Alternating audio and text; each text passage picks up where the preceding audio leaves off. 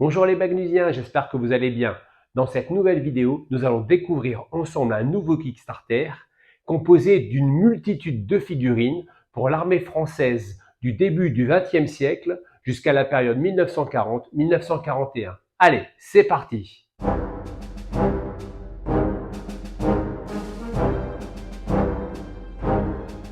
Avant de partir à la découverte de ce nouveau Kickstarter, nous allons faire un petit focus sur le jeu en lui-même.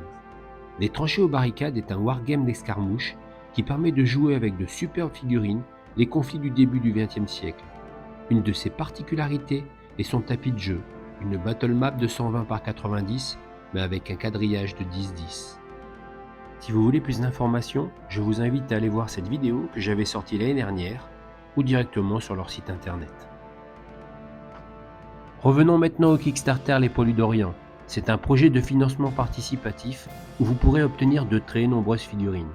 Cela vous permettra de revivre l'épopée de l'armée française au Levant et en Afrique du Nord durant la Première Guerre mondiale et l'entre-deux-guerres.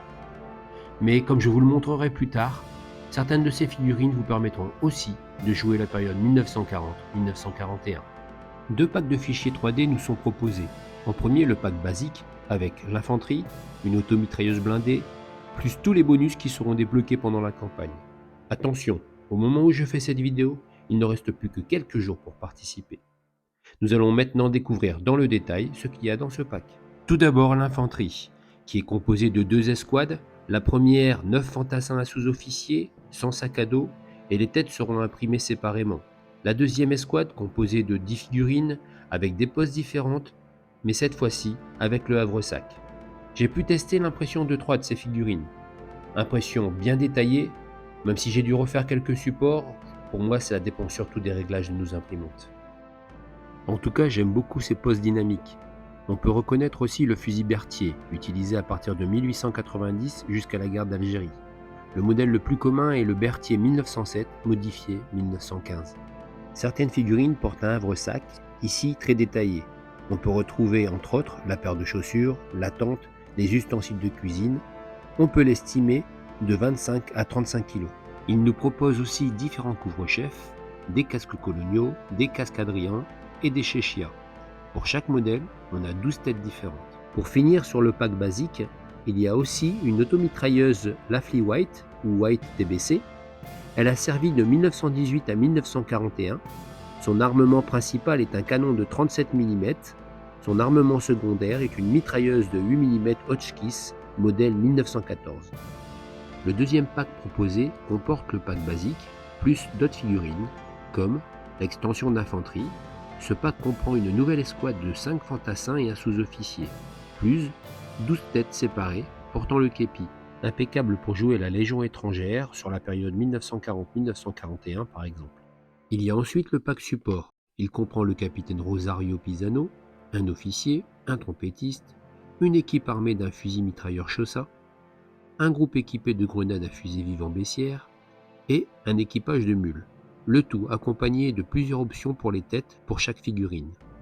Et pour terminer ce pack, l'infirmier. L'équipe de tranchées et barricades m'a envoyé plusieurs fichiers, dont celui-ci, pour tester l'impression. Voici la figurine imprimée.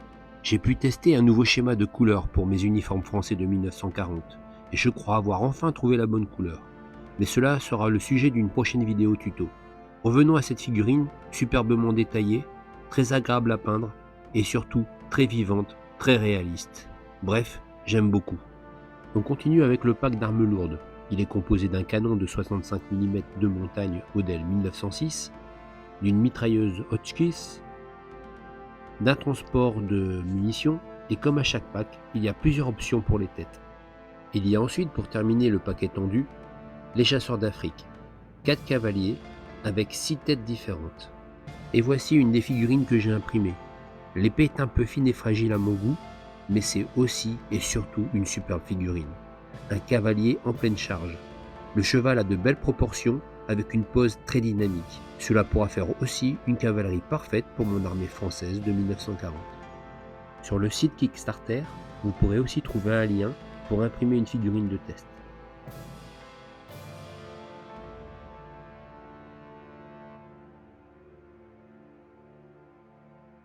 Pour ceux qui n'ont pas d'imprimante 3D, Vous pouvez aussi acquérir les versions physiques de ces figurines. Ensuite, comme dans beaucoup de Kickstarter, il y a les bonus. Plus il y a de personnes qui participent, plus il y a de bonus qui sont débloqués. On va les découvrir dans le détail. Donc déjà débloqué de nouveaux sacs à dos. Il y a ensuite des équipages pour l'automitrailleuse, 12 nouvelles têtes avec Chèche, le fameux général Henri Gouraud, 2 nouvelles têtes avec casque Adrien marqué du croissant ou de l'encre marine, 3 figurines d'infanterie avec 12 têtes différentes portant le képi, une escouade B mais cette fois-ci sans le sac à dos, le fameux reporter Paul Casténo. Déjà débloqué, il y a aussi une équipe d'opérateurs du télégraphe. Quand j'ai tourné cette vidéo, les bonus suivants n'étaient pas encore débloqués, comme le chien Toby et les fournitures pour le bureau du général. Il y a aussi l'officier et le trompette pour les chasseurs d'Afrique. Et si on arrive à dépasser les 10 000 €, il y aura de nouveaux bonus. Vous pouvez aussi ajouter à votre commande le livre de règles en français, des aides de jeu, une planche de stickers et les frais de port sont inclus. On a aussi les différents frais de port pour les versions physiques. Et comme tout bon film, voici le générique avec toutes les personnes qui ont participé à ce projet, avec principalement Romuald et Jean-Baptiste, que je félicite et remercie fortement pour l'envoi des fichiers qui m'ont permis de faire cette vidéo. Il y a aussi les différents sculpteurs, les peintres et tous ceux qui ont participé au projet. Pour terminer cette vidéo, je voulais vous proposer une comparaison de taille avec à gauche la figurine de Warlord Game et à droite une figurine sculptée par Colonel Muller Miniature. Et on peut constater que la taille de notre infirmier matche parfaitement avec la figurine de gauche et la figurine de droite. Pour ceux qui regarderaient cette vidéo une fois le Kickstarter terminé, vous pourrez prochainement acquérir les figurines sur la boutique du site des Tranchées aux Barricades. Bien sûr, je vous laisserai le lien dans la description de cette vidéo. Et voilà, la vidéo est terminée. J'espère qu'elle vous a plu. Si c'est le cas, je vous invite à liker, à partager pour faire connaître cette armée française et ses figurines. Et surtout, laissez-moi des commentaires pour m'aider à améliorer mes vidéos. Et je vous dis à bientôt!